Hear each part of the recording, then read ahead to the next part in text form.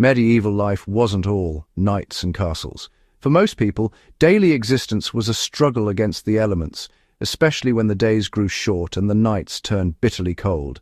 For the majority, the real battle was not fought with swords, but with winter's biting cold. Each year, as the first frost crept in, a sense of urgency filled every home. The enemy wasn't an invading army, it was the relentless chill that seeped through stone walls and wooden doors, finding its way into every corner of the house. Without central heating or modern insulation, survival depended on one thing above all else: firewood. A roaring fire was the only defense against the cold. A family's security was measured not just by their land or livestock, but by the size of their woodpile. A well-stocked pile meant warmth, safety, and peace of mind. Firewood was the heart of the home. It cooked every meal, heated water for washing, and kept the frost at bay during the longest nights. Gathering wood was a year-round task, not a last-minute chore. Even in summer, families prepared for the coming winter, knowing that a single harsh season could mean disaster. Everyone, young and old, understood its importance. Children learned early to help, and elders passed down their knowledge, making wood gathering a true family affair. The forests provided, but only with hard work, knowing which trees to cut, when to fell them, and how to split and stack the wood for drying. Skill and timing were everything. This knowledge was passed down through generations, woven into stories told by the fire and lessons taught with every swing of the axe. The annual wood harvest was as vital as the grain harvest. Without enough wood, even the best-stocked pantry could not keep out the cold. The need for fuel shaped where people lived, how they built their homes, and how they spent their days. Villages clustered near forests, and houses were designed to trap every bit of warmth. Rich or poor, everyone had to prepare before the first snow. The entire community would bustle with activity, covering woodpiles and sealing up homes. The true test of resilience wasn't on the battlefield, but in the woodshed. Each log split was a small victory against the coming freeze. Winter's siege was silent, but it demanded constant vigilance. Every day, families watched their woodpiles shrink, hoping their stores would last until spring. In the end, survival came down to axes, saws, and patience. A quiet battle fought in the cold, with every log a lifeline through winter's silent siege. Firewood is stored solar energy, a natural thermal battery, quietly collecting the sun's power over years of growth. Each log is a vessel of energy, waiting to be released as heat and light. For centuries, people have relied on this hidden power to survive cold nights and harsh winters, but not all wood is equal.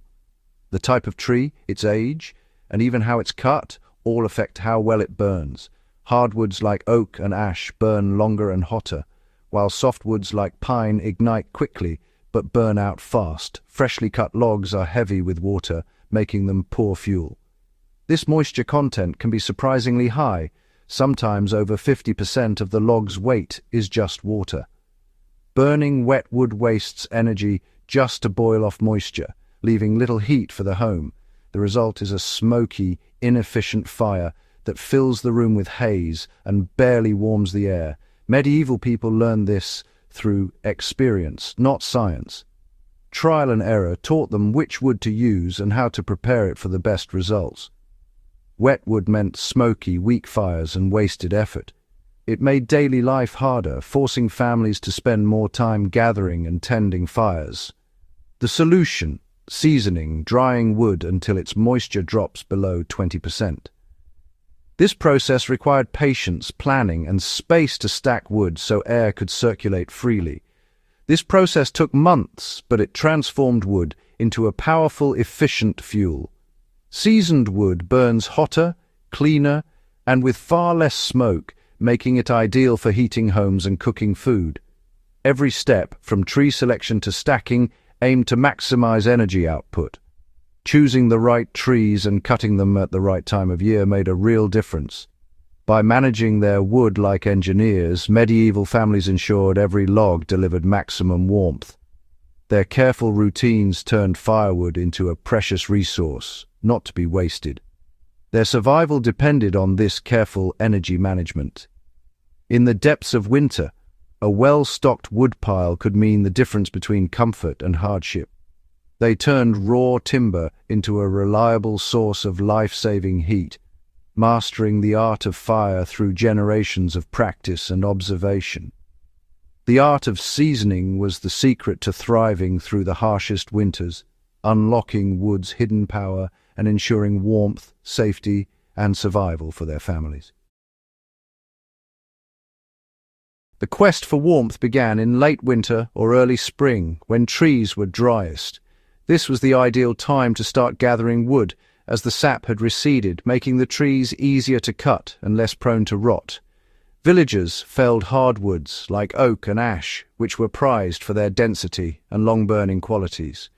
These trees provided the best fuel for the harsh winters ahead. Then, with great effort, they hauled the heavy logs back to their homes, often using carts or simple sleds to ease the burden. Splitting logs exposed the inner wood, speeding up drying.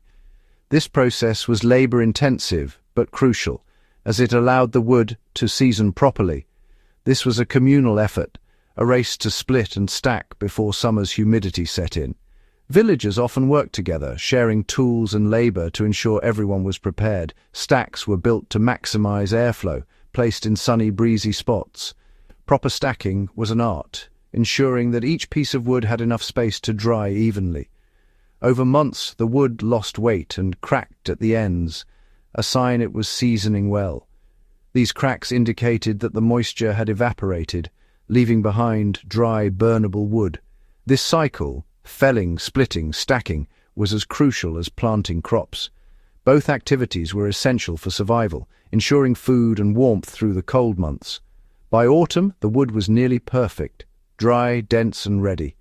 The villagers could now rest assured that they had enough fuel to last through the winter.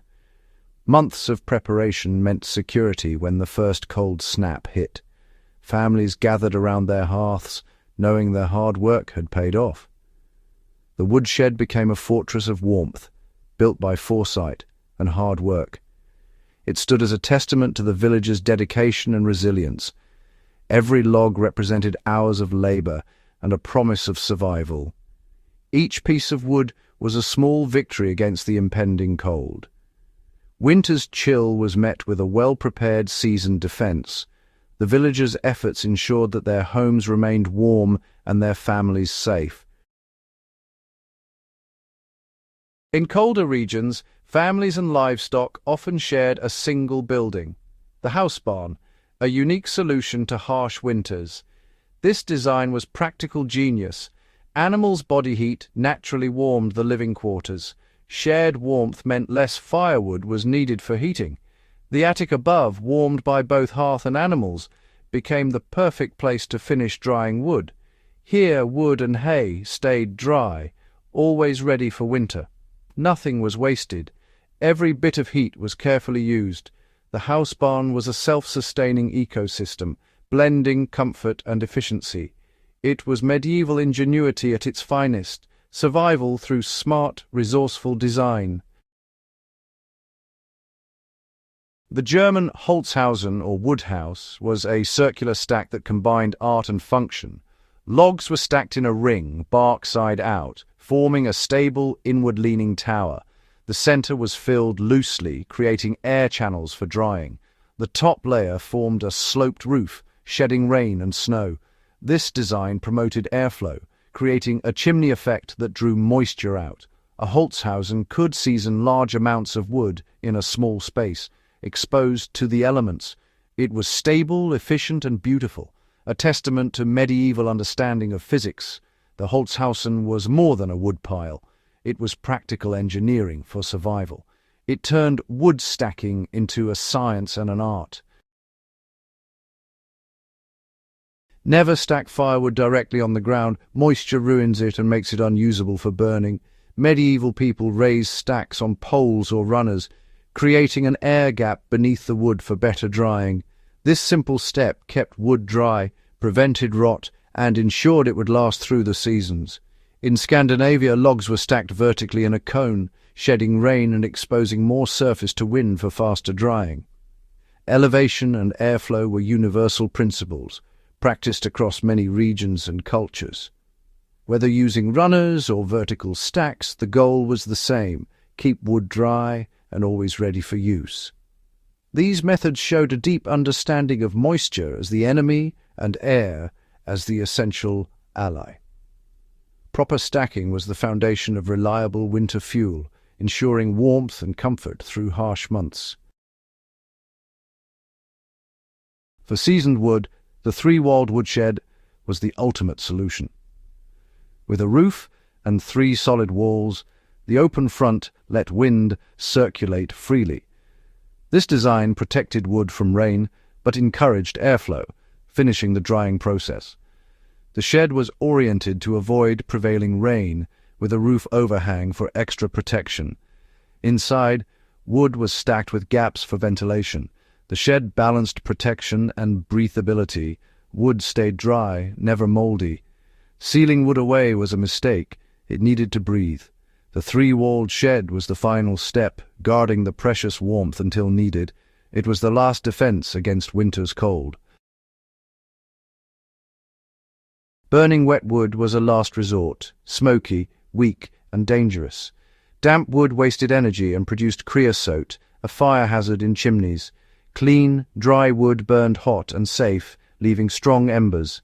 Ember banking, covering coals with ash overnight, kept fires alive until morning, but only worked with dry wood. These lessons are timeless. Proper seasoning and airflow are essential for safety and efficiency. Medieval methods, from Holzhausen to woodshed, remain relevant for anyone using wood today. They're not just history, they're a blueprint for sustainable, resilient living. The wisdom of the past still keeps the cold at bay,